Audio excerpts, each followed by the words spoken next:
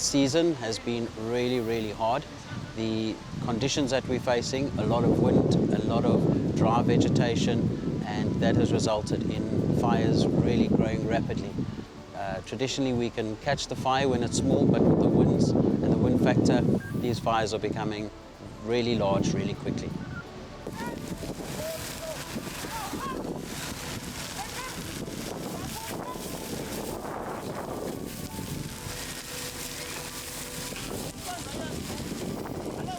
We're using various methods of containing the fire, and we have to look at it as a campaign. It's not a fire that we would traditionally use, just put the fire out and use fire vehicles and put it out. This is actually a major complex fire.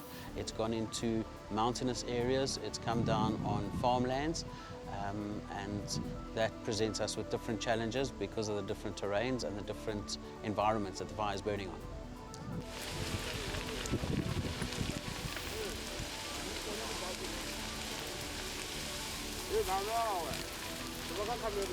Franschhoek is a tourist destination. A lot of people come from all over the world to see our beautiful vegetation, our mountains, enjoy our wines, and fires like this impacting Franschhoek scar the environment, so they're not very pretty to film anymore.